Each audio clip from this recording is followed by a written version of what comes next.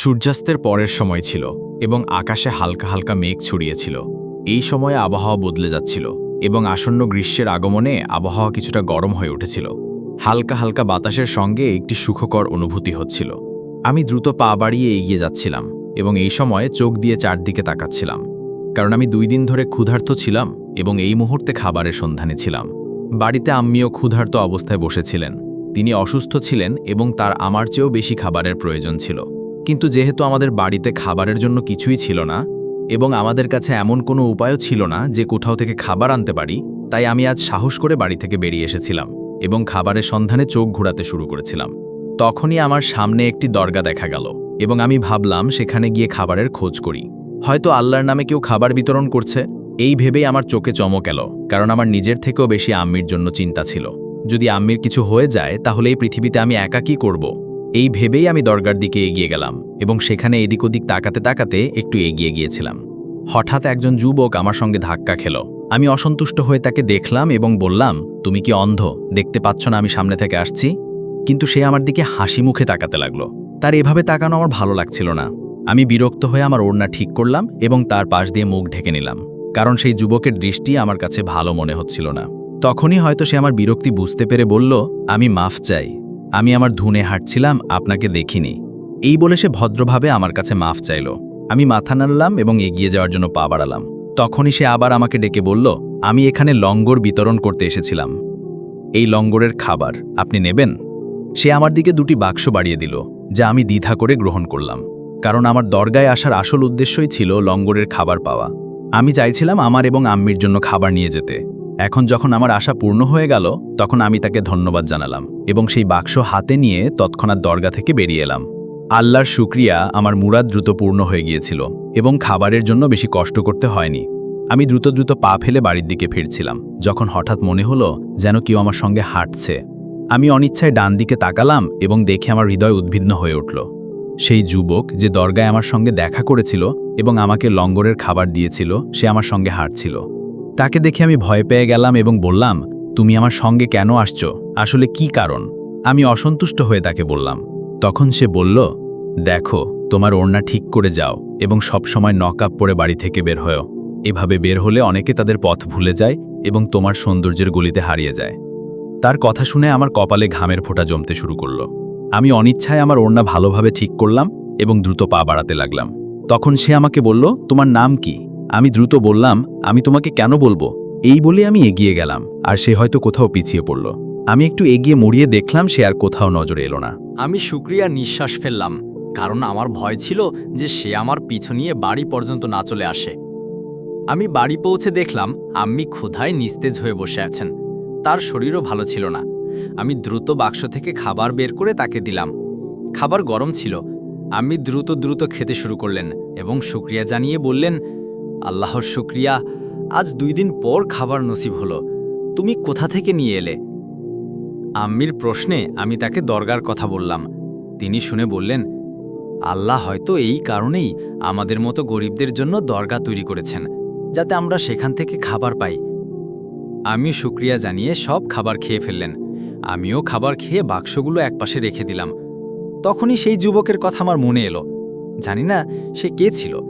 তার চোখ কত গভীর ছিল, কদমও কত লম্বা ছিল, এবং কিভাবে সে আমার দিকে হাসি মুখে তাকাচ্ছিল। আজ পর্যন্ত এত সুন্দর মানুষ আমি দেখিনি। তাহলে সে কোথা থেকে এলো এবং কি চায়? তার আমার পিছু নেওয়া উচিত হয়নি। আমি অনিচ্ছায় ভাবলাম এবং ঘুমানোর জন্য শুয়ে পড়লাম। পরের দিন আমি আবার দরগার দিকে চলে এলাম, কারণ আমি জানতাম এছাড়া আমি আর কোথাও থেকে খাবার পাবো না।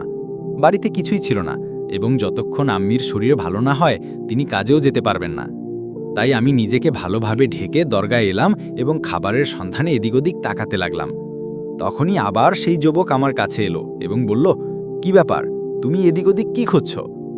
তাকে দেখে আমি কিছুটা বিভ্রান্ত হয়ে পড়লাম, কারণ আমি আশা করিনি যে সে আজও এখানে থাকবে। তখন ঘাবড়ে গিয়ে আমি তাকে বললাম, আমি এখানে খাবারের সন্ধানে এসেছি। আমি ক্ষুধার্ত, আমাদের কাছে খাবারের জন্য কিছুই নেই। আমি ধীরে বললাম। তখন সে হেসে বলল, আরে এতটুকু ব্যাপার, চলো আমি তোমার খাবারের ব্যবস্থা করে দিচ্ছি। এই বলে সে এগিয়ে গেল এবং আমি চিন্তায় ডুবে তার পিছু পিছু চলতে লাগলাম। দরগায় একটু এগিয়ে গিয়ে সে বলল, তুমি এখানে অপেক্ষা করো, আমি খাবার নিয়ে আসছি। এবং জানি না সে কোথায় অদৃশ্য হয়ে গেল। কিছুক্ষণ পর যখন সে ফিরে এলো, তার হাতে কিছু খাবারের প্যাকেট ছিল যা সে আমাকে দিয়ে দিল। আমি অজন্তেই কৃতজ্ঞতার দৃষ্টিতে তার দিকে তাকালাম এবং বললাম, তোমার জন্য অনেক ধন্যবাদ, তোমার কারণেই খাবার পাওয়া গেল, আমার আম্মি খুব খুশি হবেন। আমি ধন্যবাদ জানিয়ে ফিরতি পথে পা বাড়ালাম। তখনই সে বলল, তোমার কাজে আসতে পেরে আমি খুব খুশি, তুমি নিজেকে একা ভেবো না, যদি কোনো কিছুর প্রয়োজন হয় আমাকে বলো। তার এভাবে বলায় আমি অজন্তেই পিছনে ফিরে তাকালাম। তার চোখ থেকে বের হওয়া তীব্র আলো আমার কাছে খুব অদ্ভুত মনে হলো। তার মুখ হাসছিল, কিন্তু সেই মুহূর্তে আমি কয়েক মুহূর্তের বেশি তার দিকে তাকাতে পারলাম না এবং দ্রুত পা ফেলে বাড়ির পথে রওনা হলাম। আজকের খাবারের ব্যবস্থাও হয়ে গিয়েছিল এবং আমি খুশি ছিলাম যে আম্মি পেট ভরে খাবার খাবেন এবং শীঘ্রই সুস্থ হয়ে উঠবেন, কারণ এভাবে ওষুধও তার উপর কাজ করবে না। সারাদিন এভাবেই কেটে গেল। মাগরিবের সময় হঠাৎ আমার বাড়ির দরজায় জোরে জোরে টোকা পড়ল। আমি ভয় পেয়ে উঠে পড়লাম, কারণ আজ পর্যন্ত আমাদের বাড়িতে কেউ আসেনি। পাড়ার লোকেরা আমাদের গরিব ভেবে আমাদের বাড়িতে আসতো না, আমাদের সঙ্গে কোনো সম্পর্ক রাখত না। এই বিভ্রান্তিতে আমি একদম ঘাবড়ে গিয়ে উঠলাম এবং দরজা খুললাম। দরজা খুলতেই যেন আমার পায়ের তলা থেকে মাটি সরে গেল। সামনে সেই যুবকটিই দাঁড়িয়েছিল যে দরগায় আমার সঙ্গে দেখা করেছিল এবং তার হাতে অনেক জিনিসপত্র ধরা ছিল। তাকে এভাবে দেখে আমি বললাম, তুমি এখানে কেন এসেছো? আমার বিস্ময়কে উপেক্ষা করে সে বলল, এখন যখন আমি এখানে এসেছি, আসলে আমি ভেবেছিলাম তোমাকে কিছু রাশনের জিনিস দিয়ে যাই। তুমি প্রতিদিন দরগায় যাও, আমার ভালো লাগে না, লোকেরা তোমাকে দেখে, এটা আমি ঠিক মনে করি না। তার কথা শুনে আমি ভয় পেয়ে তাকে দেখলাম এবং বললাম, আসলে তুমি আমার কে হও যে এমন কথা বলছো? আমাদের জিনিসপত্রের কোনো প্রয়োজন নেই, তুমি এখান থেকে চলে যাও। এতক্ষণে আম্মিও আমার কথা শুনে দরজায় এসে পড়লেন এবং জিজ্ঞেস করলেন, কি ব্যাপার, তুমি এভাবে চিৎকার করছো কেন? আমি আম্মিকে বললাম, আম্মি, আসলে এই লোকটি দরগায় আমার সঙ্গে দেখা করেছিল এবং আমাকে খাবার দিয়েছিল। আজ সে রেশনের জিনিস নিয়ে বাড়িতে এসেছে। আমি তাকে মানা করছি যে আমাদের রেশন লাগবে না, কিন্তু সে জেদ করছে এবং বলছে জিনিসগুলো রেখে দিন। আমি আম্মিকে সংক্ষেপে বললাম। তখন আম্মি বললেন, বেটা, তুমি কোনো ভালো ঘরের মনে হচ্ছ। যদি তুমি এটা নেকির নিয়তে করো তাহলে তোমার ধন্যবাদ, কিন্তু যদি তোমার কোনো স্বার্থ থাকে তাহলে এই জিনিসগুলো নিয়ে চলে যাও। আমিও তাকে স্পষ্ট কথায় বলে দিলেন। তখন সে বলল, খালাজান, আমি আপনার মেয়েকে পছন্দ করি। যেদিন থেকে আমি তাকে দেখেছি আমার হৃদয়ে আর কেউ ভালো লাগেনি। আমি একজন জিন এবং আমার সম্পর্ক জিন্নাতের জগতের সঙ্গে। আমি জিন্নাতের উত্তরাধিকারী এবং ভবিষ্যতের শাহেনশাহ। এখন আমি এই পৃথিবীতে ঘুরে বেড়াচ্ছিলাম যখন হঠাৎ আপনার মেয়ের উপর নজর পড়ল। তাকে বিপদে এবং ভয়ে দেখে আমি তার সাহায্য করার জন্য দরগায় গিয়েছিলাম এবং তার জন্য খাবারের ব্যবস্থা করেছিলাম। আমি চাই না যে আপনার মেয়ে সেখানে যাক এবং লোকের নজরে আসুক, এটাই সব। তার কথা শুনে আমি এবং আম্মি দুজনেই খুব ভয় পেয়ে গিয়েছিলাম। মানুষের বসতিতে জিন্নাতের কি কাজ? আর সেই লোকটি তো কোনোভাবেই জিন মনে হচ্ছিল না। মনে হচ্ছিল যেন সে আমাদের সঙ্গে মজা করছে। আমি তাকে বললাম, আমাদের বোকা বানানোর জন্য কি আমরা মামে ছাড়া আর কেউ পাওনি? তুমি নিশ্চয়ই মজা করছো। আমার কথা উপেক্ষা করে সে বলল, না না, এমন কিছুই নয়, আমি মজা করছি না এবং মিথ্যাও বলছি না। আমি সত্যিই জিন এবং এই পৃথিবীতে শুধু তোমার জন্য উপস্থিত। তার কথায় আমার মেরুদণ্ডের শিহরণ জাগল এবং আমি শুধু তার মুখের দিকে তাকিয়ে রইলাম। সে জিনিসপত্র রেখে চলে গেল আর আমি মাথায় হাত দিয়ে বসে পড়লাম। আমি বললেন, ছেলেটি তো ভালো মনে হচ্ছে, কিন্তু যদি সত্যি সে জিন হয় তাহলে আমরা কি করব? আমিও তার ভয়ে প্রকাশ করলেন এবং আমি তো আগেই উদ্বিগ্ন ছিলাম। জানি না কেন আমার মনে হচ্ছিল যে হয়তো আমার জীবন এখন কোনো পরীক্ষার মুখোমুখি হতে চলেছে। সেই জিন্নাতে দেওয়া জিনিসপত্র আমাদের বাড়িতে পড়েছিল, কিন্তু আমার সাহস হচ্ছিল না যে সেগুলো ব্যবহার করি। তবুও আম্মির কথায় আমি সেগুলো থেকে খাবার তৈরি করতে শুরু করলাম। এখন যেহেতু আম্মি এখনও সুস্থ হননি, তাই তার জায়গায় আমি কাজে যাওয়া শুরু করলাম। একদিন যখন আমি ক্লান্ত অবস্থায় কাজ থেকে ফিরছিলাম, তখন হঠাৎ পথে একজন বৃদ্ধকে দেখলাম। তিনি ভিক্ষা চাইছিলেন। তাকে দেখে আমার তার প্রতি মায়া হলো, কারণ তার অবস্থা খুব খারাপ মনে হচ্ছিল। তার লম্বা সাদা দাড়ি ময়লায় ভরা ছিল, তার কাপড়ও নোংরা ছিল এবং তার হাতে ধরা লাঠি ছিল তার একমাত্র সহায়। আমি আমার কাছে থাকা কিছু টাকা তাকে দান করে দিলাম এবং এগিয়ে যাওয়ার জন্য পা বাড়ালাম। তখনই তিনি বললেন, বেটি, সৌভাগ্য তোমার দরজায় কড়া নাড়ছে, তুমি দরজা খুলতে এত দেরি করছো কেন? বৃদ্ধের কথা শুনে আমার পা থেমে গেল। আমি ফিরে তাকে জিজ্ঞেস করলাম, বাবাজি, আপনি কার কথা বলছেন? কোন সৌভাগ্য? আমি বিস্ময়ের সঙ্গে জিজ্ঞেস করলাম। তিনি বললেন, বেটা, তোমার জন্য যে সম্বন্ধ এসেছে তা কবুল করো, তুমি খুব সুখী হবে। বাবাজির কথা শুনে আমি ভয়ে কাঁপতে লাগলাম এবং জিজ্ঞেস করলাম, বাবাজি, আপনি এসব কিভাবে জানলেন? আর তাছাড়া সেই ছেলে তো একজন জিন, আপনার তো জানা উচিত। আমার কথাই তিনি বললেন, বেটি, আমি জানি সে জিন, কিন্তু সে তোমাকে ভালোবাসে। আর তাছাড়া তার তোমার প্রয়োজন। সে শাহে জিন্নাত হতে চলেছে, এবং যতক্ষণ না সে তোমার সঙ্গে বিয়ে করবে ততক্ষণ সে শাহে জিন্নাত হতে পারবে না। কারণ জিন্নাতের রীতি অনুযায়ী তাকে একজন মানুষের মেয়ের সঙ্গে বিয়ে করতে হবে, তবেই সে শাহে জিন্নাত হওয়ার যোগ্য হবে। তাই যদি তুমি তার সঙ্গে বিয়ে করো তাহলে তোমার দিনও বদলে যাবে, এবং নিশ্চয়ই তুমি ভালো অবস্থায় থাকবে। বাবাজির কথা শুনে আমি বিস্ময়ের সঙ্গে তাকে দেখলাম এবং জিজ্ঞেস করলাম, বাবাজি, আপনি এসব কিভাবে জানলেন? আপনি আসলে কে? আমার প্রশ্ন একটি রহস্যময় হাসি দিয়ে তিনি বললেন, বেটি, আমি সেই ছেলের বাবা। এখন আমি শাহে জিন্নাত। আমিও একজন মানুষের মেয়ের সঙ্গে বিয়ে করেছিলাম, তবেই শাহে জিন্নাত হওয়ার যোগ্য হয়েছিলাম। এখন আমার পরে আমার ছেলে শায়ে জিন্নাত হবে, এবং তার জন্য তোমার প্রয়োজন। তুমি তার সাহায্য করবে, তাই না? তার বদলে সে তোমাকে অনেক কিছু দেবে। ফকিরের কথা শুনে আমি ভয় পেয়ে গেলাম এবং অজান্তেই সেখান থেকে পালাতে শুরু করলাম। দৌড়ে আমি বাড়ি পৌঁছে গেলাম। তখন আমার নিঃশ্বাস ফুলে গিয়েছিল। আমি দরজা বন্ধ করে তার সঙ্গে ঠ্যাস দিয়ে নিচে বসে পড়লাম। আসলে আমার জীবনে কি হচ্ছে? কেন সব কিছু এত খারাপ হয়ে যাচ্ছে? আমি ভয়ের মধ্যে এই কথা ভাবছিলাম। আম্মি আমাকে এইভাবে বসে থাকতে দেখে জিজ্ঞেস করলেন, কি ব্যাপার, তুমি এভাবে কেন বসে আছো? আম্মির প্রশ্নে আমি তাকে কাঁদতে শুরু করলাম। আমি বললাম, আম্মি, সেই লোকটি আমাকে ছাড়বে না। সে আমার সঙ্গে বিয়ে করে আমাকে এখান থেকে নিয়ে যাবে। আমি যেতে চাই না। জানি না তার জগৎ কেমন হবে, সেখানকার পরিবেশ কেমন হবে। আমি আপনাকে ছেড়ে যেতে পারবো না। আমার মনে হচ্ছে যেন আমি শীঘ্রই আপনার থেকে বিচ্ছিন্ন হয়ে যাব।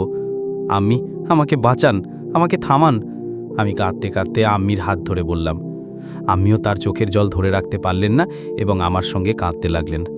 আমরা মা মেয়ে অনেকক্ষণ ধরে কাঁদলাম, কিন্তু কিছুক্ষণ পর আম্মি নিজেকে সামলে বললেন, বেটি, আমাকে বলো, আসলে কোন কথায় তুমি এত ভয় পেয়েছ? আম্মির প্রশ্নে আমি তাকে পথে মিলিত ফকিরের সব কথা বলে দিলাম। তিনি শুনে বললেন, আমার মনে হয় আমার মেয়ে তোমার ওই লোকটির সঙ্গে বিয়ে করা উচিত, কারণ আমি বুঝে গেছি তার ছাড়া আর কোনো উপায় নেই। যদি তুমি তার সঙ্গে বিয়ে না করো তাহলে হয়তো সে সারা জীবন তোমাকে বিরক্ত করবে এবং তোমার উপর প্রভাব বিস্তার করবে। এভাবে আরও বেশি সমস্যা হবে। আমার মনে হয় যদি তুমি তার সঙ্গে বিয়ে করো তাহলে হয়তো তোমার জীবন সহজ হয়ে যাবে। আম্মির কথা শুনে আমি বিস্ময়ের সঙ্গে তার মুখের দিকে তাকালাম এবং বললাম, আম্মি, এটা আপনি বলছেন? আমি আপনার সন্তান, আপনি আমাকে কূপে ঝাঁপ দিতে বলছেন? আমার কথা শুনে আম্মি আমাকে তার সঙ্গে জড়িয়ে ধরলেন এবং বললেন, বেটি, আমি সত্যি বলছি, তোমার এই লোকটির সঙ্গ কবুল করা উচিত। আমার মনে হয় এতে কোনো খারাপ কিছু নেই। আম্মির এই কথা শুনে আমি চুপ হয়ে গেলাম। আমার বুঝে আসছিল না যে এখন আমার কি করা উচিত। আমি নিঃশব্দে উঠলাম, অজু করলাম এবং তারপর নামাজের জায়গায় দাঁড়িয়ে 2 রাকাত নাফল নামাজ পড়লাম। আমি আল্লাহর কাছে দুয়া মাংলাম, ইয়া আল্লাহ, আমার জন্য সবচেয়ে ভালো সিদ্ধান্ত দাও। ইয়া আল্লাহ, যে পথ সঠিক আমাকে সেই পথ দেখাও, যাতে আমি সেই পথ গ্রহণ করতে পারি। দুয়া মাংতে মাংতে আমি সেখানেই ঘুমিয়ে পড়লাম। স্বপ্নে দেখলাম সেই লোকটি আমাকে একটি লাল রঙের ওড়না দিচ্ছে। আমি হাসি মুখে সেই ওড়না গ্রহণ করলাম এবং হঠাৎ আমার চোখ খুলে গেল। আমি এই স্বপ্নের মানে বুঝতে পারলাম না, কিন্তু জানি না কেন সেই মুহূর্তে আমার হৃদয় শান্ত হয়ে গেল। আমি সিদ্ধান্ত নিলাম যে আমি নিজেকে পরিস্থিতির হাতে ছেড়ে দেব এবং আমার ভাগ্যে যা লেখা আছে তাই হবে। এই ভেবে আমি শান্ত হয়ে গেলাম এবং প্রতিদিনের মতো কাজে যেতে লাগলাম। বাড়িতে তখনও সেই রাশন ছিল যা সেই লোকটি দিয়ে গিয়েছিল। কয়েকদিন এভাবেই কেটে গেল। একদিন সন্ধ্যায় যখন আমি বাড়ি ফিরলাম, আম্মি বললেন, বেটা, তোমার জন্য একটি সম্বন্ধ এসেছে এবং তারা আজই শকুন করে যেতে চায়। আম্মির কথা শুনে আমি অবাক হলাম। আমি জিজ্ঞেস করলাম, আম্মি, হঠাৎ এই সম্বন্ধ কোথা থেকে এলো? আমার বিস্ময়ে আম্মি হেসে বললেন, বেটা, ভালো কথা যে সম্বন্ধ এসেছে, নইলে মেয়েদের পক্ষ থেকে অনেক কষ্ট করতে হয়। চলো, মুখ হাত ধুয়ে এসো এবং তারপর তাদের সঙ্গে দেখা করো। আম্মির কথা শুনে আমি মাথা নাড়িয়ে মুখ হাত ধুয়ে মেহমানদের সামনে এলাম। কিন্তু যখন আমি মেহমানদের মধ্যে তাকে বসে থাকতে দেখলাম, তখন যেন আমার উপর বজ্রপাত হলো। সে হাসি মুখে আমার দিকে তাকাচ্ছিল। আজ সে কালো রঙের সালোয়ার কামিজ পরেছিল, যা তার উপর খুব মানিয়েছিল। আমি তৎক্ষণাৎ চোখ নামিয়ে নিলাম, কারণ এখন আমি আমার ভাগ্যের আন্দাজ পেয়ে গিয়েছিলাম।